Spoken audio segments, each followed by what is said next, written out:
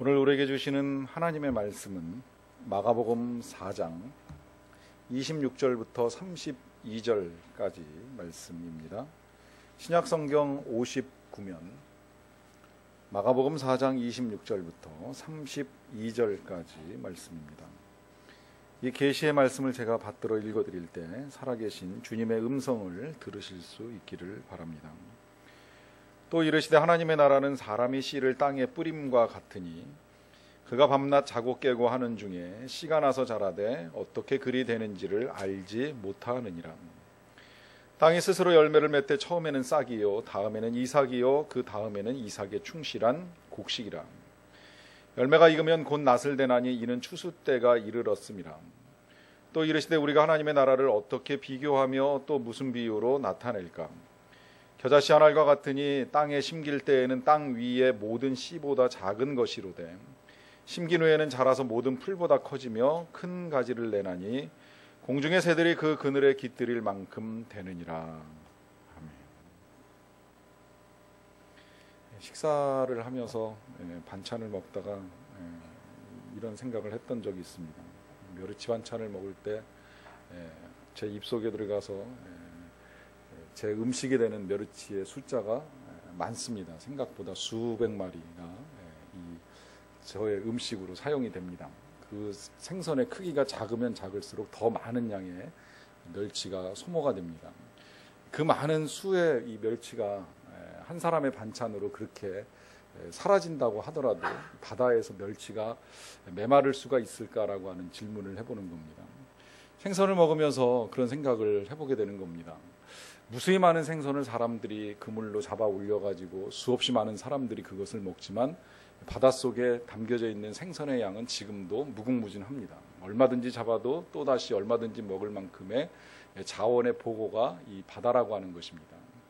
이러한 일들을 통해서 우리는 하나님의 풍성하심을 묵상을 하게 됩니다. 하나님께서 이 세상을 만드실 때에 제한된 양의 자원을 만드신 것이 아니라 우리 모든 인류들이 다 먹고 살 수 있고 누릴 수 있는 만큼의 풍성한 것들을 만들어 놓으셨다라고 하는 것입니다. 왜냐하면 그것이 하나님의 성품을 있는 그대로 반영하기 때문입니다. 하나님은 풍성하신 분입니다. 넉넉하신 분이십니다. 우리 지구가 상당히 큰 별인데요. 이와 같은 별 혹은 이보다도 훨씬 더 큰 별이 하늘에 달려 있습니다. 그것이 한두 개 달려 있는 것이 아니라 헤아릴 수 없을 만큼 수없이 많은 별들이 이 우주 공간에 매달려 있습니다. 우리가 도시에 살면서 그런 것들을 볼 수 있는 기회가 많지는 않지만 조금 외진 곳이나 어두운 곳으로 나아가게 되면 하늘에 걸려있는 이 별들의 숫자가 너무너무 많아서 마치 그것이 하나의 강물을 이루는 것처럼 느껴지기 때문에 은하수라고 하는 표현을 사용하면서 그 별들의 숫자를 보게 됩니다. 어마어마한 별의 양들을 보는 것입니다. 하나님께서 이 별 하나를 다시는 것도 그냥 다시는 것이 아니라 수없이 많은 양을 통해서 하나님이 얼마나 광대하시고 하나님이 얼마나 넉넉하고 풍성하신 분이신가라고 하는 것을 우리들로 하여금 볼 수 있게 해 주셨습니다. 그렇게 보면 하나님은 째째한 분이 아니라 풍성하시기 때문에 그 풍성하신 하나님의 넉넉하심을 이 세상을 살아가는 우리들도 함께 누리기를 원하고 계십니다. 우리가 이 세상을 살아가는데 빈약하고 가난한 인생으로 살기를 원하시는 분이 아니라 하나님이 만드신 그 풍성함을 우리가 맛보고 누리며 살아가기를 원하신다라고 하는 것입니다. 그래서 예수님이 오셨을 때에도 하신 말씀 가운데 이런 말씀이 있습니다. 내가 온 것은 양으로 생명을 얻게 하고 더 풍성히 얻게 하려는 것이라. 여기 비유하신 양은 우리들을 말씀하시는 것인데 예수님을 목자로 따라가는 양된 우리들이 생명을 얻는데 그냥 적게 얻는 것이 아니라 풍성한 생명을 얻으면서 살아가기를 원하신다라고 하는 것입니다.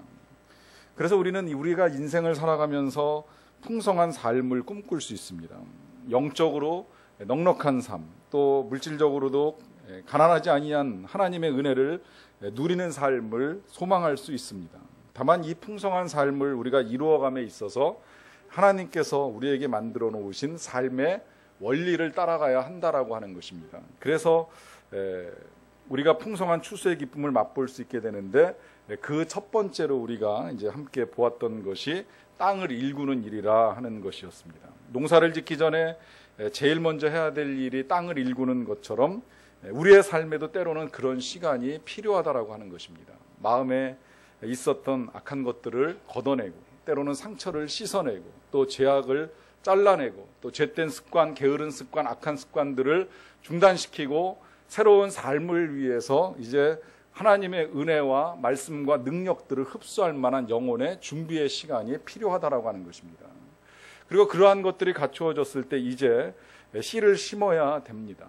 심지 않고 거둘 수는 없습니다. 이것은 하나님께서 노아 홍수 이후에 제정하신 중요한 우리의 인생의 원리고 또 우주가 돌아가는 원리입니다. 하나님께서는 노아의 홍수가 딱 끝나고 난 다음에 분명하게 노아를 통해서 우리 인류들에게 선포를 해주셨습니다. 땅이 있을 동안에는 심음과 거둠과 추위와 더위와 겨울과 여름과 밤과 낮이 쉬지 아니하리라. 이 말씀대로 우리의 삶에는 여러 가지 것들이 섞여서 움직이는 일들이 있습니다. 추운 시간이 오지만 그러나 그 추운 시간이 지나가면 다시 따뜻한 봄과 여름이 우리에게 다가옵니다. 또 밤이 있지만 그러나 그 어두움의 밤이 지나가고 나면 다시 밝은 아침이 우리에게 오게 되어 있습니다. 이 일을 통해서 우리는 앞일을 예측하고 또 예측되는 미래를 놓고 현재의 그 미래를 준비하는 일들을 해나갈 수가 있게 되어 있습니다. 그래서 때때로 인생의 어두움이나 또 인생의 추위가 찾아오게 되면 새로운 빛이 우리 가운데 비출 것을 소망하고 또 새로운 아름다운 날들의 풍요로움이 우리에게 임할 것이라고 하는 기대감을 가지고 우리가 그러한 시간들을 잘 이겨나가고 있습니다. 마찬가지로 우리에게 거둠의 때가 예비되어 있다라고 하면 우리에게 심음의 때가 먼저 필요하다라고 하는 것입니다. 심기 위하여서 땅을 파고 또 씨를 뿌리고 씨를 심는 시간들이 있어야 된다라고 하는 것입니다. 때로는 이 일이 우리에게 고달플 수 있기에 시인은 말하기를 울며 씨를 뿌리러 나가는 일이 있을 수 있다고 말씀하셨습니다. 하지만 그러나 그렇게 씨를 뿌리러 나간 자는 때가 되면 기쁨으로 그 단을 거두리라고 약속의 말씀을 들려주시면서 오늘 하루 씨를 뿌리는 일을 잘 감당해야 될 것에 대해서 분명하게 말씀을 해 주셨습니다. 여기서 말씀하고 있는 이 씨라고 하는 것은 무한한 가능성을 의미합니다. 본래 씨라고 하는 것은 아주 작습니다. 제가 알기로는 복숭아 씨를 빼놓고는 대부분의 씨들이 작은 것으로 알고 있습니다. 수박도 열매의 덩치는 크지만 그 덩치에 비하면 그 속에 담겨 있는 씨앗은 아주 작은 것입니다. 그 중에서도 겨자씨는 아주 작은 편에 속합니다. 직경이 한 1mm 정도 또 무게가 한 1mg 정도밖에 되지 아니한 작은 씨입니다. 근데 이 씨 속에는 무한한 가능성이 담겨 있습니다. 그래서 예수님도 비유하시기를 겨자씨 한 알이 심길 때에는 땅의 모든 것보다 가장 작은 씨로 돼 심긴 후에는 자라서 그것이 모든 풀보다 커지며 큰 가지를 내나니 공중의 새가 와서 깃들일 만큼 된다고 말씀을 하셨습니다. 이유는 비록 씨는 작을지라도 그 자라난 씨가 나중에 보여주게 되는 결과는 생각보다 훨씬 큰 것이 될 수 있기 때문입니다. 자라난 겨자나무는 보통 한 3m 정도 크기의 사이즈를 이제 자랑을 하게 됩니다. 어떻게 보면 3m 되는 나무가 그렇게 대단한 것이냐라고 할 수 있겠지만 이 비유를 하셨던 가나안 땅이 메마르고 척박하고 황무한 땅이라는 것을 근거로 하면 결코 그것이 적게 자란 나무라고 보기는 어렵습니다. 뜨거운 태양볕이 내려쬐이고 또 물이 흔하지 아니한 지역에서 3m까지 자라는 나무는 아주 상당히 큰 나무에 속하기 때문입니다. 이 씨가 비록 작을지라도 그만큼 큰 열매를 맺는 것은 그 씨, 작은 씨 속에 그 씨의 미래의 가능성이 담겨 있기 때문입니다. 그렇기 때문에 우리가 우리의 인생에 있어서 씨를 심을 때 가장 중요한 것은 미래의 그림을 그리는 일입니다. 여러분들이 여러분들의 인생에 씨를 심으십시오. 그 씨를 심으시라고 하는 말씀을 드리는 이유는 여러분들의 미래의 그림을 그리십시오. 그건 개인마다 가정마다 다를 수 있습니다. 내 인생에 각자가 그리는 사람 나름대로의 꿈들이 있습니다. 때로는 그 꿈이 내 인생의 꿈이 아니라 내 자녀를 위한 꿈이 될 수도 있습니다. 그러나 아무래도 관계는 없습니다. 중요한 것은 지금 내가 미래의 가능성을 가지고 그림을 그리는 일입니다. 이 그림을 그리는 것이 중요한 것은 그림을 그릴 때라야만 우리는 그 그림에 상응하는 결과를 보고 그 결과가 이루어진 것을 우리가 보면서 기뻐할 수 있기 때문입니다. 이 디즈니랜드가 플로리다에서 또 하나의 디즈니랜드를 열 때 이런 일이 있었습니다. 원래 그 디즈니랜드가 처음에 만들어진 곳은 LA로 알려져 있습니다. 거기에 디즈니랜드를 만들어 놓고 월트 디즈니가 너무 작다. 이것만 가지고는 안 되겠다. 미국 동부 지역에도 또 하나의 디즈니랜드를 만들어서 어린아이들이 좀 즐겁게 놀 수 있는, 꿈을 키울 수 있는 공간을 만들어 주어야 되겠다라고 생각을 하고 플로리다에다가 또 하나의 땅을 넓게 사가지고 디즈니 월드를 만들 계획을 세웁니다. 그래서 이 플로리다에 또 하나의 디즈니 월드가 이제 만들어져서 개관식을 하게 될 때에 안타깝게도 그 전에 이 월트 디즈니 씨가 세상을 떠나는 바람에 디즈니 월드의 완공을 보지 못하고 말았습니다. 하지만 개장하는 자리에서 한 사람이 축사를 하면서 이런 말을 했습니다. 월트 디즈니가 이 자리에 오셔서 함께 계셔서 이 디즈니 월드가 오픈되는 광경을 보았다면 얼마나 좋았을까요? 이제는 고인이 되어서 이 자리에 함께하지 못한 것이 못내 아쉽습니다. 이렇게 말하고 난 다음에 조금 그 후에 그 다음 순서를 맡은 사람이 나와서 이런 이야기를 했다고 합니다. 조금 전에 축사하신 분 말씀 중에 제가 수정하고 싶은 부분이 있습니다. 디즈니 씨가 이것을 보았다라고 하면 얼마나 좋았을까요? 라고 하는 말은 틀린 말입니다. 월트 디즈니는 이미 오늘의 광경을 보고 있었습니다. 그랬기 때문에 오늘 우리가 이 자리에 있을 수 있는 것입니다. 이 말은 그가 비록 그의 삶 가운데 그것을 볼 수 있지는 못하였지만 그러나 이미 그는 과거에 이날에 이루어질 일들에 대한 그림을 그리고 있었다라고 하는 것입니다. 우리가 꿈을 가지고 그 미래를 그린다라고 하는 것은 이런 의미를 가지고 있습니다. 미래에 대한 그림을 그리는 것입니다. 근데 그 그림을 그리는 것이 내 능력을 가지고 그리는 것이 아닙니다. 내가 가진 힘을 가지고 그리는 것이 아닙니다. 하나님의 가능성을 가지고 그리는 것입니다. 하나님의 능력을 믿고 그리는 그림입니다. 아브라함이 세상을 사는 동안에 오랫동안 자녀를 갖지 못하였습니다. 그 자녀가 없었던 아브라함에게 하나님께서 하늘의 뭇별들을 보여주시면서 말씀하셨습니다. 여기 이 하늘에 떠 있는 수없이 많은 별과도 같이 내 씨가 번성하게 해주리라 하시는 약속이었습니다. 그 약속, 자기가 볼 수 있었던 아들은 이삭뿐입니다. 물론 나중에 이제 다른 아내를 통하여서 몇 명의 자녀들을 더 얻기는 하였지만 그가 사라와의 사이에서 낳을 수 있었던 아들은 오직 이삭 한 명뿐입니다. 하지만 세월이 흘렀고 아브라함은 세상을 떠났지만 아브라함의 후손들과 특별히 믿음의 후손들로 아브라함을 믿음의 조상으로 섬기는 그의 자녀들은 헤아릴 수 없을 만큼 수없이 많은 인류가 되었습니다. 비록 살아서 그 꿈이 이루어지는 것을 보지 못했다고 할지라도 그는 하나님과 함께 그렸던 그 꿈의 성취가 어떤 결과를 가져오는지를 분명하게 볼 수 있었던 사람입니다. 이와 같이 우리는 비록 우리 안에 가지고 있는 것이 적다고 할지라도 하나님이 주시는 꿈, 또 하나님과 함께 그려갈 수 있는 꿈에 대한 그림을 그리는 사람이 되어야만 합니다. 이 꿈은 나만을 위한 꿈이 아닙니다. 하나님과 함께 그리는 꿈이기 때문에 이 꿈 가운데에 하나님께서 함께 하실 것에 대한 소망을 가지는 일이 어렵지가 않습니다. 오늘 본문을 보시게 되면 이 겨자씨가 잘 자라서 나무가 된 다음에는 그 나무 가지에 공중의 새들이 그 그늘에 깃들인다라고 하는 말씀을 하고 계십니다.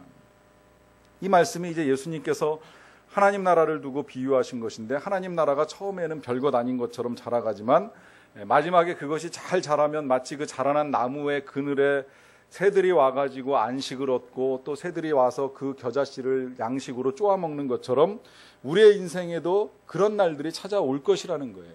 하나님 나라가 비록 우리의 눈앞에 보이지는 아니하지만 그 하나님의 나라는 성장하면서 그 성장의 결과들로 인하여서 많은 사람들이 그 하나님의 나라에 와서 안식을 얻고 필요한 영혼의 양식을 취할 수 있다라고 하는 말씀입니다. 실제로 그래서 하나님의 나라는 예수님 한 분으로 시작이 되었지만 서서히 자라갑니다. 처음에는 12명의 제자들과 함께 커가기 시작을 했습니다. 그러다가 70명의 제자로 늘어나고 예수님이 부활하시고 난 다음에 이 제자의 수가 120명이 됩니다. 그 120명이 흩어져서 복음을 전할 때 3,000명, 5,000명이 모여들기 시작을 하고 그 복음은 유럽 전체를 덮는 능력을 보여주었습니다. 그리고 그 복음이 우리나라에까지 전달될 때 역시 우리나라에도 또 하나의 씨앗으로 심겨진 선교사님들이 계십니다. 언더우드 선교사님이나 아펜셀러 선교사님 같은 분들이 하나의 씨앗으로 심겨져서 이것이 100여 년 동안 잘 자라서 1000만 이상의 성도를 자랑하는 하나의 커다란 나무가 되었습니다. 이것이 하나님 나라의 일이 되기 때문입니다. 하나님 나라의 일은 자라갑니다. 하나님 나라의 일은 자신만을 위하여 심겨지는 것이 아니라 다른 사람들을 위하여 함께 심겨지는 일이 되기 때문에 그것이 후일에는 풍성한 열매와 결실로 거두게 될 수 있다라고 하는 것입니다. 필라델피아 근처 시골에 시골답지 않게 아주 큰 교회가 하나 있다라고 합니다. 이 교회는 스잔이라고 하는 소녀에게 헌정이 되었습니다.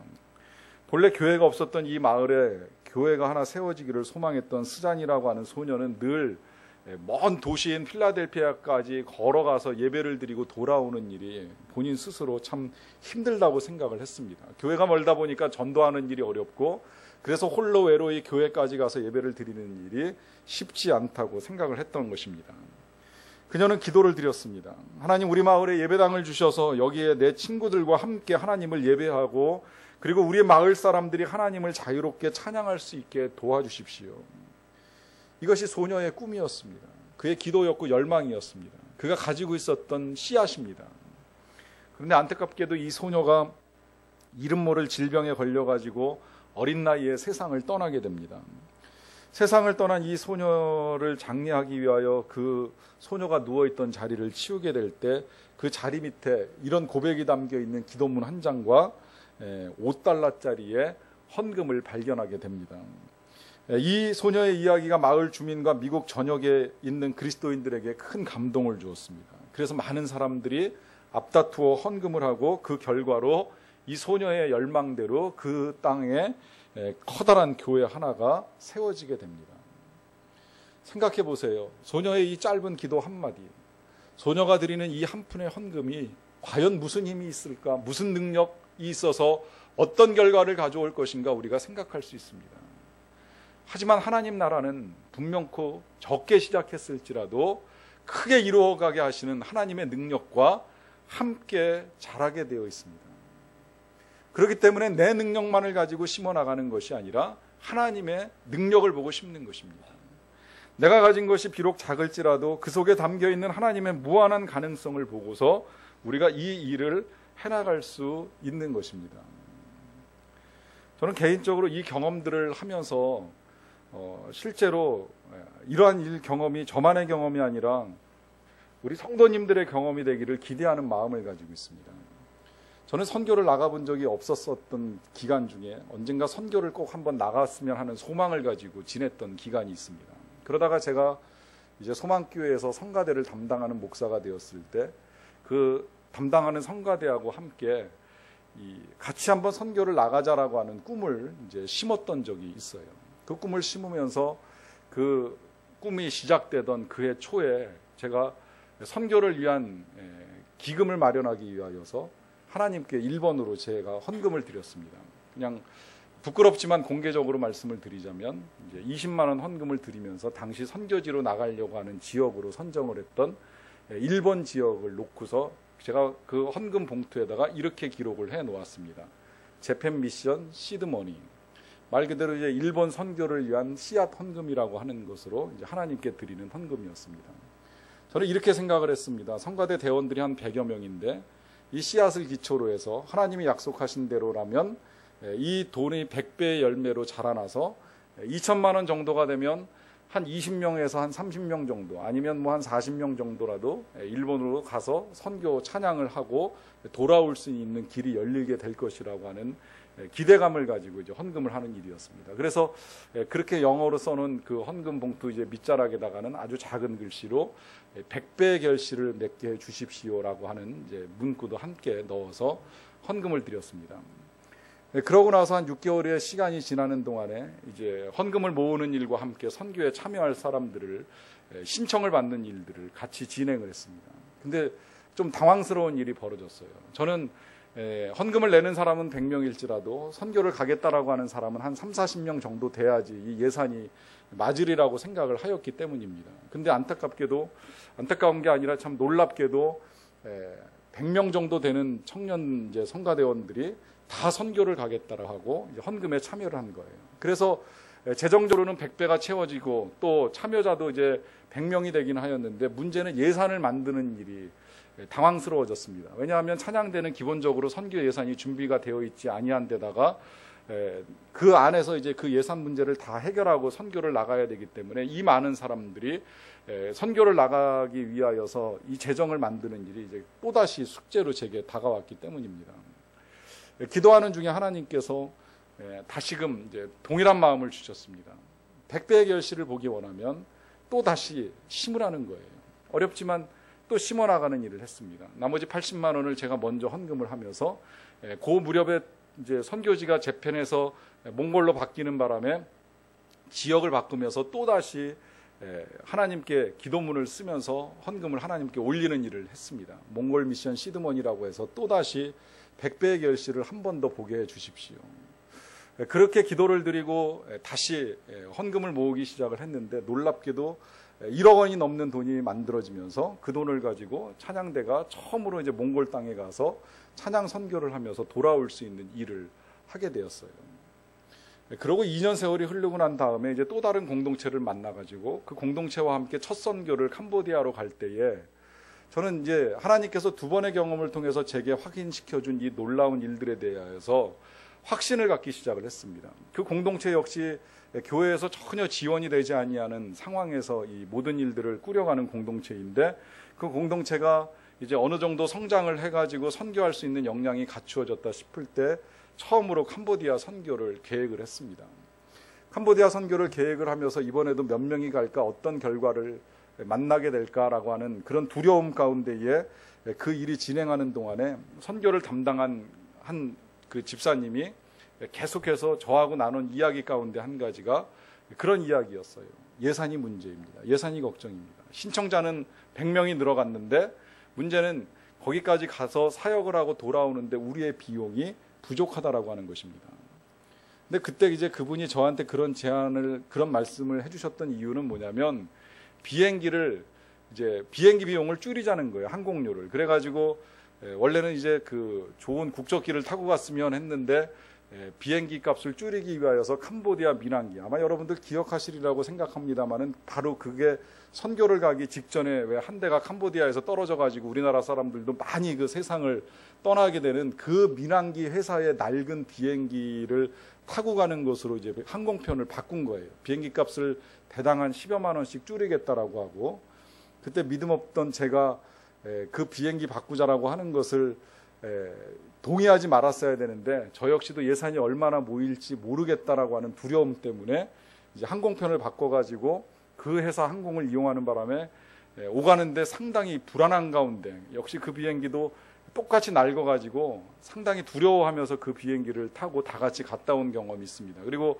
가가지고 그 비행기에 국내선을 타고 이동을 해야 되는 구간도 있었는데 그 비행기 중에 한 대가 그렇게 추락하는 바람에 오히려 버스를 대절해가지고 6시간, 7시간씩 움직여야 되는 일들도 있을 만큼 힘든 시간을 보냈어요. 그런데 그렇게 다녀오는 동안에도 또다시 하나님께서 필요한 예산은 똑같이 채워주셨어요. 똑같은 방식으로. 그래서 결국은 가서 그 사역들을 다 이루고 돌아오는 동안에 하나의 부족함이 없도록 하나님께서 채워주시는 것을 경험할 수 있었습니다.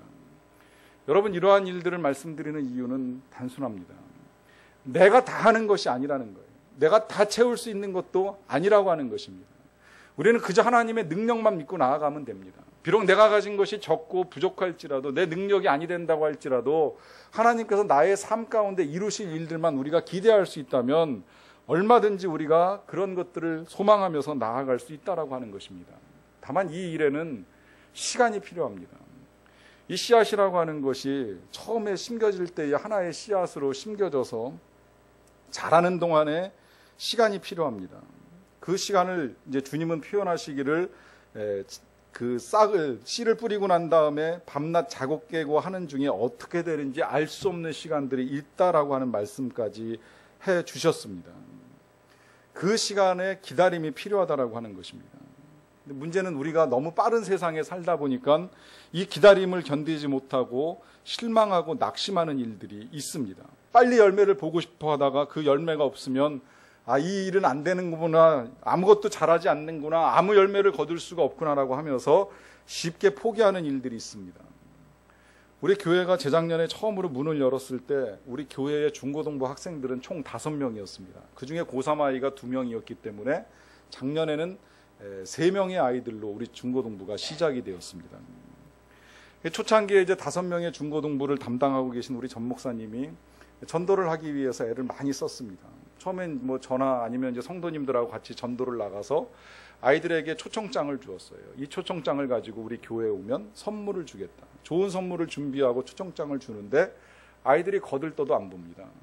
그래서 우리 목사님 아이디어를 내가지고 예쁘게 만든 컵에다가 사탕과 비타민과 아이들이 좋아할 만한 것들을 담아가지고 가서 그것을 전해주는 일을 했습니다. 아이들이 받으면서 좋아해요. 좋아하면서 약속을 합니다. 교회 갈게요. 어디 있어요? 가볼게요. 이런 식으로 아이들이 약속하는 소리를 듣고 왔습니다. 와가지고 주일이 되어서 교회에서 예배를 드리는데 몇 명이나 왔을까 하고 기대해 봤는데 그 수많은 학생들, 그 만나서 그 귀한 것들을 받은 학생들 중에 단 한 명도 우리 교회로 발걸음을 옮긴 친구들은 없었습니다. 그 다음에 이제 또 한 번 아이디어를 낸 것이 컴퓨터용 수성 사인펜을 만들어서 기말고사 시험 치르기 전에 나눠주는 일을 했어요. 아이들이 시험을 볼 때 사인펜이 필요하니까 그 사인펜에다가 교회 로고하고 하나님이 당신을 사랑합니다 문구를 집어넣어서 시험 잘 치르라고 하면서 사인펜 하나씩을 나누어주는 일을 이제 두 학교에 찾아가 가지고 했습니다. 그것을 나눠줄 때에도 역시 마음은 그렇습니다. 아이들이 이것을 보고 시험도 잘 치러야 되겠지만 시험이 다 끝나면 우리 교회로 발걸음을 옮길 수 있게 해주십시오. 어떤 때는 우리 목사님 입원하셔가지고 이제 새벽에 제가 새벽기도 끝나고 권사님 2분 부탁해서 나오시라고 해가지고 같이 가서 새벽에 시험 치르는 아이들에게 그걸 돌리는 일도 했던 적이 있습니다. 그리고 주일에 되면 또 기대합니다. 몇 명이나 왔을까?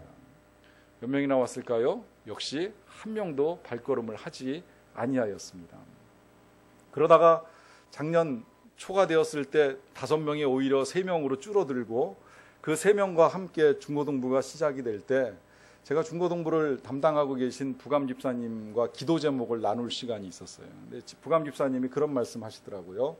올 한 해 중고등부가 10명이 되는 것이 꿈이고 기도 제목입니다. 집사님은 기도의 씨앗을 심으시면서 그 꿈이 자라나기를 기대하셨는데 작년 연말에 16명의 학생들이 예배를 드렸습니다. 지난주에는 20명의 학생들이 예배를 드렸다라고 하는 말씀을 제가 듣게 되었습니다. 그 소식을 들을 때에 하나님께서 제 머리를 치시면서 하나 깨우쳐 주신 것이 있습니다. 너무 조급하지 않았느냐?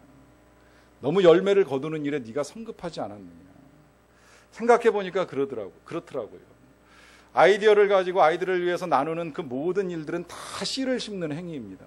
그런데 우리는 추수를 그 다음 주일에 기대합니다. 일주일만 지나면 뭔가 열매가 맺히겠지라고 하는 생각을 가지고 있습니다. 그게 아니라고 하는 것입니다. 기다려야 되는 시간이 필요하다고 하는 것입니다. 벼가 자라기 위하여서도 4, 5개월이 필요하고 하나의 나무가 자라기 위하여서도 수년의 세월이 필요한 것처럼 우리가 믿음을 가지고 섬기는 일에 있어서도 그것이 자라나가는 동안에는 분명히 시간이 필요합니다. 그런데 우리는 씨를 심어놓고 당장 뭔가 결실이 보이지 아니하면 방법이 잘못된 거 아니야, 아무 소용없어, 이렇게 해가지고는 아무것도 안 돼, 이러면서 부정적인 말들만 늘어놓는 일들이 있을 수 있다라고 하는 것입니다. 여러분, 심는 일도 중요하지만 마음의 여유를 가지고 기다리는 일이 중요하다라고 하는 것입니다. 존이라고 하는 젊은 청교도 목사가 1637년에 신대륙에 대한 꿈을 가지고 미국 땅을 찾아갑니다. 새로운 땅에서 새로운 꿈을 펼치면서 살아보자라고 하는 아메리칸 드림을 안고 찾아왔습니다. 그런데 안타깝게도 이 역시 미국에 도착한 지 불과 1년도 채 안 되어서 1638년에 폐결핵이라고 하는 진단을 받게 됩니다. 당시에는 이 병이 치명적인 질병이었기 때문에 그는 자신이 죽어가고 있다라고 하는 것을 알고 있었습니다. 그래서 임종 직전에 자신의 재산을 헤아려 보니까 별것도 없고 다만 책을 좋아해서 약 300권 정도의 장서를 가지고 있었기 때문에 그는 그 책들을 어떻게 할까 기도하다가 그가 살던 도시에 새로 세워진 대학, 뉴타운 칼리지라고 하는 대학에 그것을 가지고 가서 그 책 300권을 전부 기증하기로 결심을 합니다. 그렇게 책을 기증하면서 이제 자신의 유언 아니면 뭐 신앙 고백이라고도 할 수 있는 한 장의 기고문을 책과 함께 첨부해서 보냈습니다. 나는 이 땅에 꿈을 가지고 찾아왔습니다. 좀 더 신학을 공부하고 싶었고 법률과 과학도 공부하고 싶었습니다. 훌륭한 법률가로 혹은 훌륭한 과학자로 훌륭한 신학자가 되는 것이 나의 꿈이었습니다. 그러나 주님께서 나를 부르신 것 같습니다. 내가 이 땅에서 이루지 못한 꿈을 후학들을 통해서 이루기를 기대합니다. 내가 이 대학에 제공하는 책들을 통하여서 훌륭한 법학자와 훌륭한 과학자와 훌륭한 신학자들이 길러져서 이 땅을 풍성하게 하고 인류에 이바지하는 위대한 거인들이 나타나게 될 것을 기대합니다. 이 헌정서를 받게 된 학교의 이사들이 깊은 감동을 받아요. 그래서 그들은 이 젊은 목사인 존을 기념하기 위하여 그의 성을 따서 학교의 이름을 바꾸기로 결정을 합니다. 그래서 그 학교가 뉴타운 칼리지에서 존 하버드라고 하는 이 목사님의 이름을 따서 하버드라고 하는 이름의 대학교가 되었습니다. 그의 꿈대로 그 학교는 세상에 많은 우수한 인재들을 불러들여서 가르치는 대학일 뿐만 아니라 또 부설된 로스쿨이나 메디칼 스쿨 그리고 디비니티 스쿨 같은 것들을 통하여서 실제 훌륭한 법률과 또 훌륭한 과학자와 훌륭한 신학자들을 만들어내는 일들을 지금까지 잘 해오고 있습니다. 한 사람의 꿈이 얼마나 크고 귀한 열매를 맺는가라고 하는 것을 우리에게 다시 보여주고 있습니다. 여러분, 지금 우리에게 필요한 것은 씨앗을 심는 일입니다. 하나님께 씨앗을 심을 수 있게 해달라고 하는 기도를 드리십시오. 하나님께서 보여주시는 아름다운 그림을 그릴 수 있게 해달라고 하는 기도를 드리며 나아가십시오.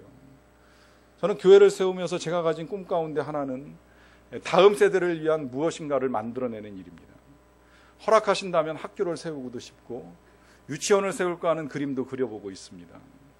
아직 그 꿈이 어느 때에 이루어질지는 모르겠습니다. 제가 목회를 하는 동안에 이루어질지 혹은 제 다음 사람이 그 일을 이루어갈지는 모르겠지만, 그러나 분명히 이 꿈들이 우리 교회를 통해서 하나님께서 이루어가실 귀한 일들이라고 하는 생각만큼은 버리지 않고 있습니다.